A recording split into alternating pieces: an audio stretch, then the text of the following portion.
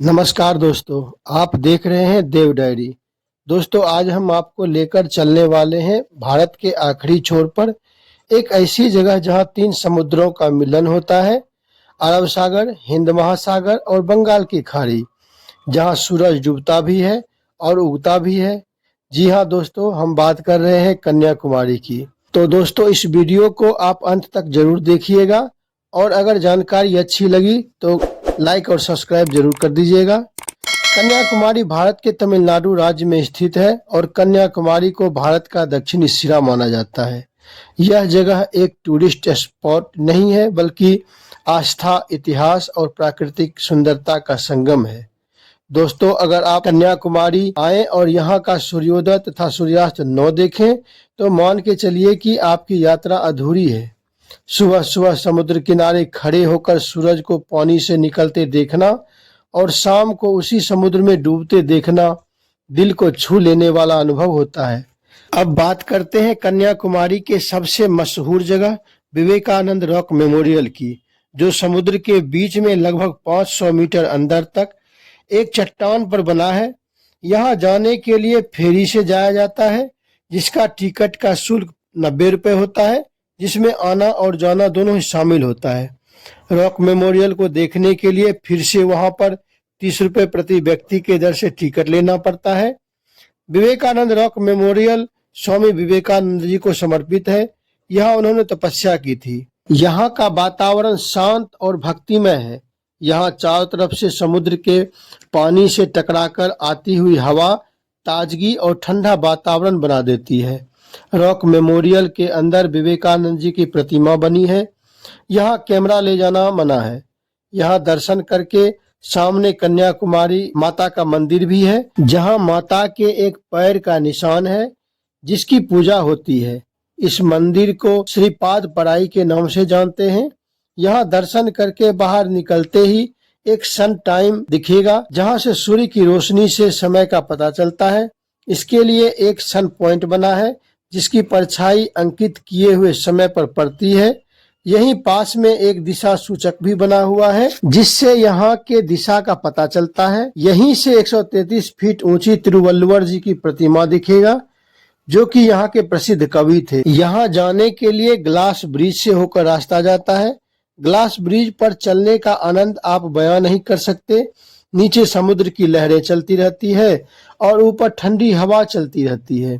बहुत ही मनमोहक नजारा होता है। ब्रिज के उस पार तिरुवल्लुवर जी की प्रतिमा है, जिसके पैर तक पहुंचने के लिए एक अंदर से सीढ़ी जाती है और ऊपर से समुद्र का व्यू अच्छा लगता है। अब हम लोग वापस कन्याकुमारी चलते हैं।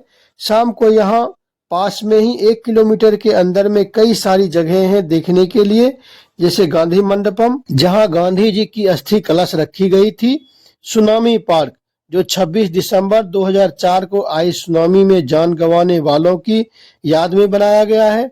लाइट हाउस, जहां 10 रुपए का टिकट लेकर ऊपर लिफ्ट के द्वारा जाते हैं और यहां से कन्याकुमारी शहर का पूरा दृश्य दिखता है। व्यू पॉइंट, जहां 30 रुपए का टिकट लेकर सूर्यास्त का मजा ले सकते हैं। दूसरे दिन सवेरे सूर्योदय का आनंद लेने के लिए सनराइज पॉइंट से पानी से निकलते सूर्य का दर्शन कीजिए, जो कि लगभग 500 मीटर अंदर समुद्र के एक रास्ता बना है, जिसे सनराइज पॉइंट कहते हैं। दोस्तों, कन्याकुमारी मात्र एक ऐसा जगह है जहां आप सूर्योदय और सूर्यास्त दोनों समुद्र के जल में देख सकते हैं। इसके बाद त्रिवेणी घाट आकर स्नान करिए, जहां तीनों समुद्र का संगम है, अरब सागर, प्रशांत महासागर और बंगाल की खाड़ी। यहाँ स्नान करने का मजा ही कुछ और है। समुद्र की लहरों से स्नान का आनंद लेकर आप कन्याकुमारी माता के मंदिर में पूजा अर्चना करिए। यहाँ जाने के लिए मर्दों को ऊपर की कमीज खोलनी पड़ती है। यहाँ माता पार्वती ने कन्या के रूप में पूजा की थी। इस मंदिर का निर्माण भगवान परशुराम जी ने करवाया था। यहाँ से बाहर आएंगे तो रास्ते में यहाँ का लोकल बाजार है, जहाँ से आप शंख, मोती, सीप और हस्त निर्मित वस्तुएं खरीद सकते हैं।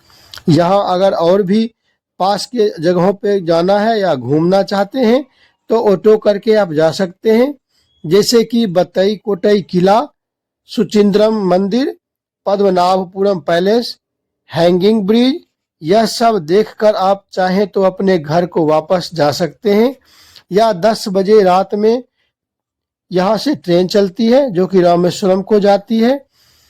आप उससे रामेश्वरम जा सकते हैं, जो कि अक्सर लोग यहाँ से रामेश्वरम ही जाते हैं। अब बात करें यहाँ के खाने पीने की, तो यहाँ दक्षिण भारत का खाना 150 रुपये थाली के दर से मिल जाएगा। इसके अलावा आप यहाँ इडली, डोसा, सांभर, नारियल की चटनी का भी मजा ले सकते हैं। अगर आप उत्तर भारत का खाना खाना चाहते हैं तो वो थोड़ी सी महंगी पड़ेगी, लेकिन मिल जाता है। यहाँ आने के लिए लोग सालों भर आते हैं, लेकिन यहाँ नवंबर से मार्च तक का महीना अच्छा रहता है। बात करें यहाँ आने की, तो ट्रेन सबसे किफ़ायती और आरामदायक सफ़र होता है, जिसके लिए कन्याकुमारी स्टेशन ही सबसे नज़दीक है, जहाँ से 1 किलोमीटर की दूरी समुद्र के किनारे का है, जो कि ऑटो वाला 100 रुपये में आपको यहाँ पास में ही जो होटल होते हैं वहाँ तक पहुँचा देगा। अगर आप हवाई जहाज़ से आना चाहते हैं तो पास का हवाई अड्डा तिरुवनंतपुरम ही है। अगर आप बस से आना चाहते हैं तो फिर कोई बात नहीं, आप यहाँ सीधा बस से भी आ सकते हैं। अब बात करें यहाँ के होटल के किराया की, तो यहाँ 800 रुपये से 1000 रुपये तक आपको अच्छा रूम मिल जाएगा। तो दोस्तों, कैसा लगा हमारा ये वीडियो? अगर अच्छा लगा होगा तो कृपया करके लाइक और सब्सक्राइब जरूर कर दीजिएगा। मिलते हैं अगले ब्लॉग में। धन्यवाद।